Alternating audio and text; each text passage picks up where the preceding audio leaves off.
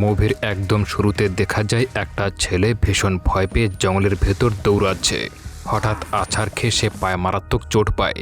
ঠিক তখনই মাস্ক পরা তিনজন অচেনা লোক হাতে অস্ত্র নিয়ে সেখানে হাজির হয় আর তাকে মেরে ফেলে। এর পরপরই একটা চমকে দেওয়ার মতো তথ্য সামনে আসে। আমেরিকাতে নাকি প্রতি বছর 14 মিলিয়ন ভায়োলেন্ট ক্রাইম হয়, অর্থাৎ প্রতি 263 সেকেন্ডে একটি করে অপরাধ ঘটে। মানে এই গল্পটা দেখার সাথে সাথে সেখানে নাকি 4 থেকে 5 জন মানুষের সঙ্গে ক্রাইম হবে। একবার ভাবুন তো, যেই দেশটা আমাদেরকে সভ্য হওয়ার বলি শোনায়, সেখানে যদি এই অবস্থা হয় তাহলে কেমন হতে পারে। তো যাই হোক, আর এখন যেই ঘটনাটা আমরা দেখতে পাচ্ছি সেটা কিন্তু সেখানকার সবচেয়ে ভয়াবহ ক্রাইমগুলোর একটি। গল্পের মূল চরিত্র মায়া আর তার বয়ফ্রেন্ড রায়ান। মায়ের নতুন চাকরির জয়েনিং পোর্টল্যান্ডে, তাই তারা দুজন রোড ট্রিপে বেরিয়েছে। চলতে চলতে আজ তাদের ট্রিপের 3 দিন পার হয়ে গেছে, আর কাকতালীয়ভাবে আজই তাদের সম্পর্কের 5 বছর পূর্ণ হলো। একটানা অনেকক্ষণ ড্রাইভ করার পর দুজনেরই ভীষণ খিদে পেয়ে যায়। ম্যাপ দেখে তারা হাইওয়ে ছেড়ে লোকাল একটা রাস্তায় ঢুকে পড়ে। গাড়ি চালাতে চালাতে তারা একটু রোমান্টিক হওয়ার চেষ্টা করতেই সামনে থেকে একটা বিশাল ট্রাক চলে আসে। অল্পের জন্য তারা অ্যাক্সিডেন্ট থেকে বেঁচে যায়। এই জায়গাতে আমরা জানতে পারি রায়ানের অ্যাজমার সমস্যা আছে, আর সে সবসময় সাথে ইনহেলার রাখে। ওই নির্জন রাস্তা দিয়ে যত এগোতে থাকে তত ফোনের নেটওয়ার্ক কমতে কমতে একসময় পুরো হাওয়া হয়ে যায়। কিছুক্ষণ পর তারা ভেনাস নামের একটা ছোট শহরে এসে পৌঁছায়। সেখানে একটা গ্যারেজের পাশে খাবার দোকান দেখে রায়ান গাড়ি পার করে। নামার সময় দেখতে পায় গ্যারেজের মেকানিকটা তাদের দিকে বেশ অদ্ভুতভাবে তাকিয়ে আছে। ডাইনারে ঢুকতেই তারা দেখতে পায় স্থানীয় এক শেরিফ সেখানে বসে আছে। শেলি নামের এক ওয়েটার এসে অর্ডার নিতে গেলে মায়া জানায় সে ভেজিটেরিয়ান, যা শুনে মেয়েটি একটু অদ্ভুতভাবে হাসে। কথায় কথায় ভেতরে সবাই জেনে যায় আজকে নাকি মায়াদের অ্যানিভার্সারি। এটা শুনে ইডেন আর নীল নামের একটা কাপল বেশ খুশি হয়ে যায়, কারণ আজকে তাদেরও দ্বিতীয় বিবাহ বার্ষিকী। কিন্তু গোলমালটা বাধে যখন তারা বোঝে মায়াদের বিয়ে হয়নি, তারা স্রেফ 5 বছর ধরে ডেট করেছে। এটা শোনা মাত্রই তাদের সবার মুখের এক্সপ্রেশন বদলে যায়। দোকানদার ক্যারল তো রায়ানকে সরাসরি বলেই বসে, 5 বছর ধরে সাথে আছো আর একটা আংটি পর্যন্ত দিতে পারলে না। খাবার খেয়ে বের হওয়ার সময় দরজায় জেফ মোরেল নামের এক নিখোঁজ ব্যক্তির পোস্টার তাদের চোখে পড়ে। এই জেফ কিন্তু সেই লোক যাকে আমরা মুভি শুরুতে খুন হতে দেখেছিলাম, আর তাকে নাকি শেষবারের মতো এই হোটেলেই দেখা গিয়েছিল। এরপর তারা গাড়িতে উঠে স্টার্ট দিতে গেলে দেখতে পায় গাড়িটা আর স্টার্ট নিচ্ছে না। বারবার চেষ্টা করেও কোনো লাভ হয় না। ঠিক তখনই গ্যারেজের সেই মেকানিক রুডি নিজেই এগিয়ে আসে। ডেকে না আনা সত্ত্বেও সে ইঞ্জিন চেক করে বলে অল্টারনেটর নষ্ট হয়ে গেছে, পার্টস এনে ঠিক করতে কাল পর্যন্ত সময় লাগবে। আজকের রাতটা তাদের এই অচেনা শহরেই কাটাতে হবে। রুডি তাদের কাছেরই একটা ঘরের খোঁজ দেয়, যেটা জো নামের এক শিকারীর। সে শিকারে গেলে ঘরটা ফাঁকা থাকে আর পর্যটকদের ভাড়া দেওয়া হয়। উপায় না পেয়ে মায়ারা সেই ঘরের দিকেই রওনা হয়। হঠাৎ গাড়ি খারাপ হওয়ার ঘটনা শুনে রায়ানের মাথা গরম হয়ে যায়। সে রুডিকে সরাসরি বলে বসে, তুমি আমাদের সঙ্গে ফ্রড করেছ। আমরা যখন প্রথম আসি তখনও তুমি আমাদের দিকে খটকা নিয়ে তাকিয়েছিলে। গাড়ি নিশ্চয়ই তুমি নষ্ট করেছ। পরিস্থিতি খারাপ হচ্ছে দেখে মায়া তাড়াতাড়ি রায়ানকে থামিয়ে দেয়, যাতে ঝামেলা আর না বাড়ে। পুরো ব্যাপারটা একটু দূরে দাঁড়িয়ে দুজন ছেলে দেখেছিল। তারা এগিয়ে এসে রায়ান আর মায়াকে একটা চার্জের লিফলেট দিয়ে হুট করে জিজ্ঞাসা করে, তুমি কি পাপি? রায়ান হালকা হেসে উত্তর দেয়, তা তো আমরা সবাই। কোনো উপায় না দেখে তারা দুজনে শেষমেশ সেই ঘরটাই বুক করে নেয়। ডাইনারে সেই ওয়েটার সেলি জানায় তার বাড়ি নাকি ওই পথেই, আর 10 মিনিটের মধ্যেই তার ডিউটি শেষ হবে, তাই সে তাদেরকে ওই ঘরে ড্রপ করে দিয়ে আসতে পারবে। সেলি তাদেরকে ওই নির্জন বাড়িতে নামিয়ে দিয়ে চলে যায়। বাড়ির সামনে একটা মোটরসাইকেল পার্ক করা ছিল। ভেতরে ঢুকে দেখা যায় কটেজটা বেশ সুন্দর আর একদম পরিষ্কার পরিচ্ছন্ন। রায়ান কিছু বিয়ার ফ্রিজে রাখতে গিয়ে বুঝতে পারে ফ্রিজটা নষ্ট। ফ্রিজের ওপরে ঘরের মালিকের একটা নম্বর লেখা ছিল। মায়ের সাথে সাথে মালিক জোকে ফোন করে বলে তার ঘরটা ভাড়া নিয়েছে, আর ফ্রিজটা নষ্ট বলে যেন কাউকে দিয়ে ঠিক করিয়ে দেয়। একদম নির্জন শান্ত পরিবেশে মায়া আর রায়ান গল্প করতে করতে বেশ ঘনিষ্ঠ হতে শুরু করে। ঠিক তখনই দরজায় ভীষণ জোরে জোরে ঠক ঠক শব্দ শোনা যায়। রায়ান দরজা খুলে বাইরে দাঁড়ানো একটা কম বয়সী মেয়ে জিজ্ঞাসা করে, ট্যামারা কি ভেতরে আছে? রায়ান না বলে মেয়েটি কিছুক্ষণ চুপচাপ ওভাবেই দাঁড়িয়ে থাকে। তারপর অন্ধকারের দিকে চলে যায়। অন্ধকারে মেয়েটির মুখ পরিষ্কার দেখা যায়নি। রায়ান দরজার বাইরে লাইটটা ঠিক করে দেওয়ার সময় খেয়াল করে মেয়েটি দূর থেকে এখনও তাদের দিকে অপলকভাবে তাকিয়ে আছে, আর চোখের পলকেই সে যেন হাওয়া হয়ে যায়। একটু পরে রায়ানের মনে পড়ে তার অ্যাজমার ইনহেলার তো সেই গাড়িতেই রাখা আছে। সে মায়াকে বলে বাইরে রাখা মোটরসাইকেলটা নিয়ে সে টাউনে গিয়ে ইনহেলারটা নিয়ে আসছে। মায়া বলে তার খিদে পেয়েছে, তাই ফেরার পথে যেন কিছু খাবারও নিয়ে আসে। রায়ান বেরিয়ে যাওয়ার পর মায়া তার বোন ডেভির সঙ্গে কথা বলে। ঠিক তখনই আবারও দরজায় কড়া নাড়ার শব্দ। মায়া ভাবে রায়ান হয়তো কিছু ভুলে গিয়েছে তাই ফিরে এসেছে, কিন্তু না। দরজা না খুলেই মায়া বুঝতে পারে এই অদ্ভুত মেয়েটি আবারও এসেছে, আর আগের মতোই জিজ্ঞাসা করছে ট্যামারা কি এখানে আছে। এবার মায়া বেশ ভয় পেয়ে যায়। সে দরজা না খুলে সাবধানে সিটকেনে আটকে দেয়।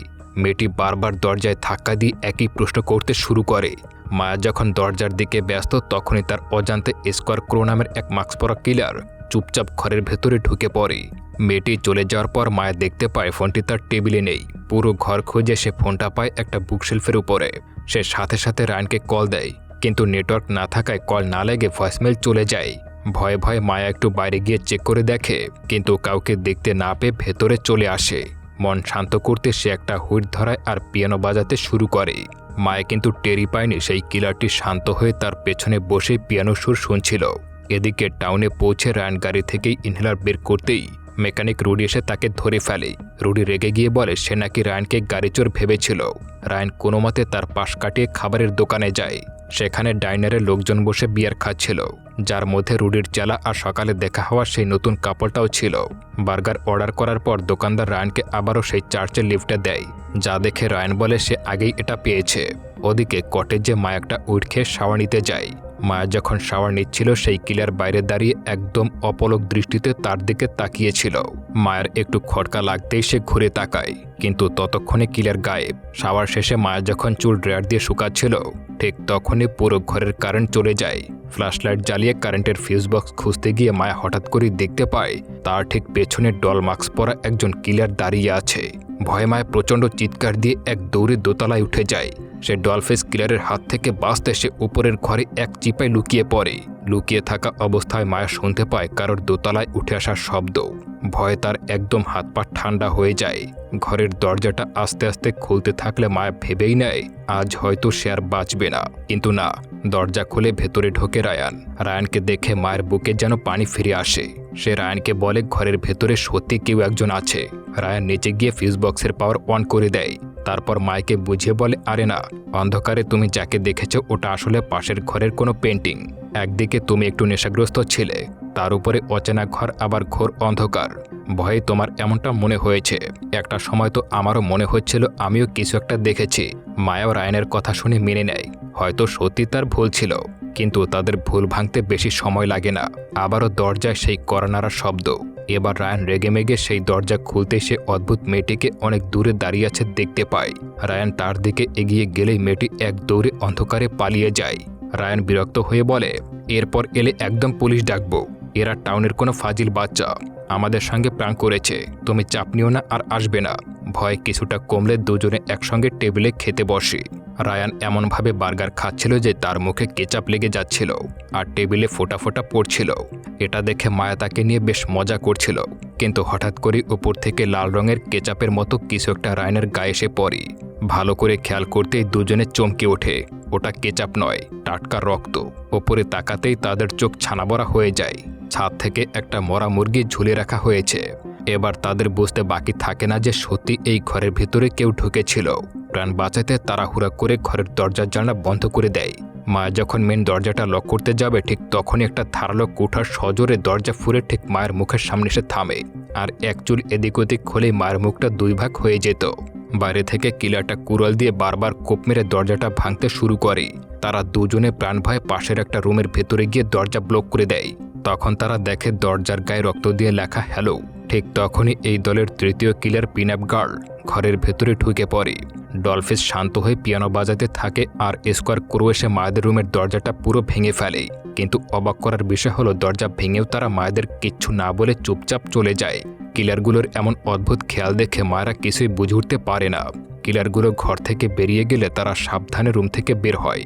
দেখে রায়ানের ফোনটা একদম ভেঙে গুড়িয়ে টেবিলের উপরে রাখা আছে, আর তার উপরে রক্ত দিয়ে স্মাইলি আঁকা। মায়ের ফোনটা কোথাও খুঁজে পাওয়া যাচ্ছে না। ভেতরে থাকা আর নিরাপদ নয় বুঝে তারা বাইকটা নিয়ে পালানোর সিদ্ধান্ত নেয়, কিন্তু বাইরে পা রাখতেই তাদের চোখের সামনের বাইকটা বিকট শব্দে ব্লাস্ট হয়ে যায়। চারপাশ থেকে ফাঁদে পড়ে তারা আবারও দৌড়ে ঘরের ভেতরে চলে আসে। আত্মরক্ষার জন্য এখন ওদের একটা অস্ত্র ভীষণ দরকার। মায়া মনে করিয়ে দেয় এটা তো একটা শিকারির ঘর, এখানে নিশ্চয়ই হান্টিং রাইফেল থাকবে। খুঁজতে গিয়ে মায়া মেঝের উপরে একটা বড় ভেন্ট দেখতে পায়। সে বুঝতে পারে ঘরের নিচে খালি জায়গা আছে। তারা ভেন্টটা খুলে চুপচাপ মেঝের নিচে নেমে পড়ে আর হামাগুড়ি দিয়ে এগোতে থাকে। হঠাৎ রায়ানের গায়ের উপরে একটা বিশাল সাইজের ইঁদুর উঠে পড়ে। ভয়ে সামলে তারা আরেকটু এগোতেই মায়ের হাতে বিশ্রীভাবে একটা বড় পেরেক ঢুকে যায়। অসম্ভব যন্ত্রণা হওয়া সত্ত্বেও মায়া মুখ চেপে কান্নাকাটি আটকে রাখে, যাতে উপরে থাকা কিলারগুলো টের না পায়।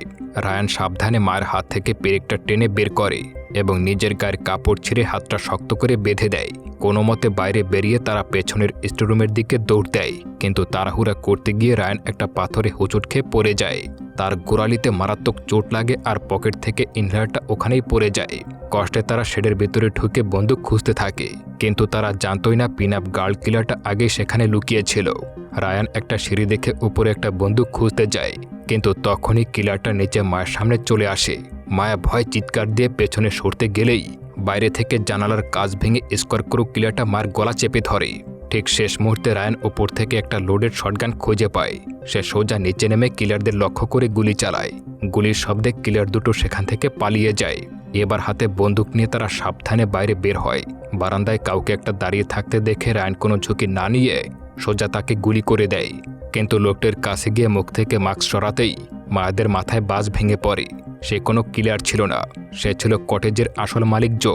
সে ফ্রিজটা ঠিক করতেই এসেছিল, কারণ পাশেই তার টুলবক্স আর গাড়ি রাখার জায়গা ছিল। একজন নির্দোষ মানুষকে নিজের হাতে মেরে ফেলে রায়ান প্রচণ্ড অপরাধভোগে ভুগতে থাকে। মায়া তাকে সামলায় আর বোঝায় এতে তার কোনো দোষ ছিল না। তারা জোয়ের পকেট থেকে গাড়ির চাবি নেয়, শটগানটি সাথে নিয়ে গাড়িতে উঠে বসে এবং ভাগ্যক্রমে জোয়ের ফোনটা সেখানে পেয়ে যায়। মায়া হেল্পলাইনে কল দিতে যাবে, ঠিক তখনই পেছন থেকে একজন কিলার মায়ের উপরে হামলা চালায়। সামনে আর পেছনে দুই দিকেই কিলারদেরকে দেখে রায়ান মাথা ঠান্ডা রেখে দ্রুত গাড়ি স্টার্ট দিয়ে পালানোর চেষ্টা করে, কিন্তু অমনি পাশ থেকে স্কোয়ারক্রো একটা বিশাল ট্রাক নিয়ে এসে তাদের গাড়িতে সজোরে ধাক্কা মারে। সে বারবার গাড়িটাকে ধাক্কা দিতে শুরু করে এবং এক পর্যায়ে তাদের গাড়িটাকে একটা বড় গাছের সঙ্গে পিষে দেয়। ধাক্কার চোটে গাড়িটা দুমড়ে মুচড়ে যায় আর মায়া কোনো মতে গাড়ির ভাঙা জানালা দিয়ে বাইরে বেরিয়ে যায়। গাড়িটা নিয়ন্ত্রণ হারিয়ে গাছের সঙ্গে প্রচণ্ড ধাক্কা খেয়ে দুমড়ে মুচড়ে যায়। চারদিকে কাঁচ ছিটকে পড়ে ইঞ্জিন থেকে ধোঁয়া উঠতে শুরু করে। ধীরে ধীরে জ্ঞান ফিরতে রায়ান বুঝতে পারে তার ডান পা ভাঙা ড্যাশবোর্ডের নিচে শক্ত করে আটকে গেছে। যতই টানুক কোনোভাবেই বের হচ্ছে না। পাশে থাকা মায়া আতঙ্কিত হয়ে জিজ্ঞাসা করে, রায়ান তুমি ঠিক আছো? রায়ান ব্যথা চেপে শটগানটা তুলে নেয়। দূরে ট্রাকের শব্দ শুনে সে বুঝতে পারে কিলার খুবই কাছে চলে এসেছে। তখনই সে মায়ের দিকে তাকিয়ে বলে, তুমি এখনই পালাও, আমি আটকে গেছি। মায়া কিছুতেই তাকে ছেড়ে যেতে চাইছিল না। সে ভাঙা লোহা সরানোর চেষ্টা করে, কিন্তু কিছুতেই পারে না। ঠিক তখনই ট্রাকের দরজা খোলার শব্দ ভেসে আসে। মুখোশ পরা কিলারটা ধীরে ধীরে তাদের দিকে এগিয়ে আসছিল। রায়ান শটগান তাক করে দাঁতে দাঁত চেপে বলে, যাও, এক্ষুনি যাও। শেষমেশ কাঁদতে কাঁদতে মায়ের জঙ্গলের দিকে দৌড় দেয়। ঠিক সেই সময় কিলারটা ঝাঁপিয়ে পড়লে রায়ান গুলি চালায়। প্রচণ্ড শব্দে রাতটা কেঁপে ওঠে, কিন্তু গুলিটা লক্ষ্যভ্রষ্ট হয় এবং কিলারটা দ্রুত অন্ধকারে লুকিয়ে পড়ে। অনেক কষ্টে পা ছাড়িয়ে রক্তাক্ত অবস্থায় রায়ান গাড়ি থেকে বের হয় এবং মায়াকে খুঁজতে শটগান হাতে নিয়ে জঙ্গলের দিকে রওনা দেয়। ওদিকে মায়া প্রাণপণ দৌড়াচ্ছিল, কারণ ডলফেস কিলারটা তার পিছু নিয়েছিল। কিছু দূর গিয়ে সে একটা পুরনো ভাঙা ব্রিজ দেখতে পায়। ব্রিজের নিচে জমে থাকা শুকনো পাতার স্তূপের মধ্যে সে লুকিয়ে পড়ে। কিছুক্ষণ পর ডলফিস সেখানে এসে চারপাশ খুঁজতে শুরু করে। পাতাগুলো খোঁচায়, চারদিকে তাকায়, কিন্তু মায়াকে কোথাও খুঁজে পায় না। অবশেষে সে সেখান থেকে চলে যায়। কিলাটা চলে যেতেই মায়া দ্রুত জোয়ের ফোন বের করে পুলিশকে কল দেয়। দুর্বল সিগন্যালের কারণে সে শুধু জায়গাটার নাম বলতে পারে। তারপরে কলটা কেটে যায়। হতাশ হয়ে ফোনটা নামাতেই তার চোখে পড়ে পাশেই পড়ে থাকা একটা পচা কঙ্কালের উপর। ছেঁড়া কাপড় আর ধাতব ট্যাগ দেখে বুঝতে পারে এটাই ওই পোস্টারে থাকা নিখোঁজ জেফ মোরেলের লাশ। ভয় শিউরে উঠে মায়া সেখান থেকে পালাতে যায়, কিন্তু কিছু দূর যেতেই হঠাৎ করে ডলফের সামনে এসে পড়ে তাকে ধরে ফেলে। মায়া চিৎকার করতে থাকে, কিন্তু কিলাটা তার চুল মুঠি ধরে তাকে টানতে টানতে অন্ধকারের মধ্যে নিয়ে যায়। অন্যদিকে ইনহেলার না থাকায় রায়ানের শ্বাসকষ্ট ভয়ঙ্কর আকার ধারণ করে। হাঁপাতে হাঁপাতে সে রাস্তার পাশে পড়ে থাকা একটা ফাঁকা কাচের বোতল তুলে নেয় এবং সেটায় মুখ লাগিয়ে কোনো মতে শ্বাস নেওয়ার চেষ্টা করে। বোতলের ভেতর দিয়ে বাতাস ঢোকার সময় অদ্ভুত শস্য শব্দ হচ্ছিল। ঠিক সেই শব্দ শুনেই স্কোয়ারক্রো সেই দিকে এগিয়ে আসে। পরিস্থিতি বুঝে রায়ান কৌশলে বোতলটা অন্যদিকে ছুঁড়ে মারে। বোতল ভাঙার শব্দে স্কোয়ারক্রো সেই দিকে ছুটে গেলে রায়ান সুযোগ বুঝে ঝোপের আড়াল দিয়ে পালিয়ে যায়। আহত শরীর, শ্বাসকষ্ট আর চারদিকে ঘুরে বেড়ানো মুখোশধারী কিলারদের মাঝেও রায়ান যেন থেমেই থাকে না। শটগান শক্ত করে ধরে সে অন্ধকার জঙ্গলে আরও গভীর দিকে এগিয়ে যেতে শুরু করে, কারণ সে জানতো মায়াকে খুঁজে না পাওয়া পর্যন্ত এই ভয়াবহ রাতটা শেষই হবে না। জঙ্গলের গভীর অন্ধকারের মধ্যে সতর্কভাবে এগোতে এগোতে রায়নের বুকের ভেতরটা যেন ধুকবুক করতে শুরু করে। চারপাশে শুধু ঝিঝি পোকার শব্দ আর শুকনো পাতার মচমচে আওয়াজ। হঠাৎ দূরে গাছের ফাঁক দিয়ে দেখতে পায় সেই ভয়ঙ্কর পিনআপ গার্ল মেয়েটিকে। মেয়েটি একা দাঁড়িয়ে আছে, যেন সে কারোর জন্য অপেক্ষা করে আছে। রায়ান নিঃশব্দে পেছন দিক দিয়ে তার দিকে এগোতে শুরু করে। কয়েক কদম দূরে পৌঁছাতে সে দ্রুত বন্দুক তুলে কিলাটির মাথার পেছনে ঠেকিয়ে দেয়। কাপা কিন্তু দৃঢ় কণ্ঠে বলে, ধীরে ধীরে ঘুরে দাঁড়াও আর হাতের ছুরিটা মাটিতে ফেলে দাও। তার চোখে তখন রাগ, ভয় আর হতাশা একসঙ্গে জমে আছে। সে চিৎকার করে ওঠে, মায়া কোথায়, বলো মায়া কোথায়? কিন্তু কিলার মেয়েটি যেন মানুষের মতো আচরণই করে না। সে কোনো উত্তর দেয় না, বরং ধীরে ধীরে মাথা কাত করে অদ্ভুত এক ভঙ্গিতে নাচতে শুরু করে। তারপর আচমকা পাগলের মতো নাচতে থাকে এবং বিকট শির ওঠার মতো হাসি হাসতে থাকে। সেই হাসির জঙ্গলের নিস্তব্ধতা চিরে চারদিকে প্রতিধ্বনিত হতে শুরু করে। রায়ান আরও ক্ষিপ্ত হয়ে যায়। সে বন্দুক শক্ত করে বলে, শেষবারের মতো বলছি, আমি কিন্তু গুলি করে দেব। এবার পিনআপ গার্ল দুই হাত দুই দিকে ছড়িয়ে দেয়, যেন মৃত্যুকেই আলিঙ্গন করতে প্রস্তুত। তার ঠোঁটে ভয়ঙ্কর হাসি। সে এক পা এগিয়ে এসে যেন রায়ানকে উস্কে দেয়, করো, গুলি করো। রায়ান ট্রিগারে আঙুল চেপে ধরে, আর ঠিক সেই মুহূর্তে পাশের অন্ধকার থেকে বজ্রগতিতে বেরিয়ে আসে স্কোয়ার করো। কিছু বুঝে ওঠার আগে সে কুড়ালের ধারালো অংশ নয়, পেছনের ভারী লোহার অংশ দিয়ে রায়ানের মাথায় প্রচণ্ড জোরে আঘাত করে। এক বিকট শব্দ হয়। রায়ানের চোখ ঝাপসা হয়ে যায়, বন্দুক হাত থেকে ছিটকে পড়ে যায়, আর মুহূর্তের মধ্যেই সে জ্ঞান হারিয়ে মাটিতে লুটিয়ে পড়ে। কতক্ষণ কেটে গেছে বোঝার উপায় নেই। ধীরে ধীরে রায়ানের চোখ খুলে যায়, মাথা ফেটে যাওয়ার মতো ব্যথা করছে। পাশ থেকে মার কান্নার শব্দ শুনে সে তাকায়, আর যা দেখতে পায় তাতে তার শরীর ঠান্ডা হয়ে যায়। তারা দুজনেই একটি পুরনো অন্ধকার কটেজের ভেতর লুকিয়ে আছে। দুটো আলাদা কাঠের চেয়ারে বসানো, আর মোটা দড়ি দিয়ে হাত পা শক্ত করে বাঁধা। নড়াচড়া করারও কোনো উপায় নেই। মায়ের চোখ কান্নায় ফুলে গেছে। রায়ান সবকিছু বুঝতে পারে এবার আর বাঁচার কোনো পথ নেই। চারদিকে তিন কিলারের ছায়া ঘুরে বেড়াচ্ছে। তাদের মুখে কোনো রাগ নেই, কোনো উত্তেজনা নেই, শুধু নিষ্ঠুর আনন্দ। মৃত্যুর মুখোমুখি দাঁড়িয়ে রায়ান হঠাৎ করেই ভেঙে পড়ে। কাঁদতে কাঁদতে মায়ের দিকে তাকিয়ে বলে, যদি এটাই আমাদের শেষ সময় হয় তাহলে একটা কথা বলতেই হবে। মায়া, তুমি কি আমাকে বিয়ে করবে? এই ভয়ঙ্কর পরিস্থিতির মধ্যেও মায়ের চোখে ভালোবাসার অশ্রু চলে আসে। সে কাঁদতে কাঁদতে মাথা নেড়ে বলে, হ্যাঁ, আমি তোমাকে ভালোবাসি। তারা দুজন একে অপরের দিকে তাকিয়ে নিজেদের শেষ অনুভূতিগুলো প্রকাশ করতে শুরু করে। মনে হয় যেন পৃথিবীতে আর কেউ নেই, শুধু তারা দুইজন। কিন্তু সে আবেগনা মুহূর্তটুকুও টিকতে দেয় না তারা। হঠাৎ পিনআপ গার্ল এগিয়ে আসে। তার হাতে চকচকে ধারালো ছুরি। কোনো সতর্কতা নেই, কোনো দ্বিধা নেই। এক ঝটকায় সেই ছুরিটা সজোরে রায়ানের বুকে গেঁথে দেয়। রায়ানের মুখ থেকে তীব্র যন্ত্রণার চিৎকার বেরিয়ে আসে। এরপর স্কোয়ার সামনে এসে রায়ানের চেয়ারে সজোরে লাথি মারে। চেয়ারটা উল্টে মাটিতে পড়ে যায়। রায়ানের মুখ দিয়ে রক্ত গড়িয়ে পড়তে শুরু করে। সে কষ্ট করে শ্বাস নিতে থাকে।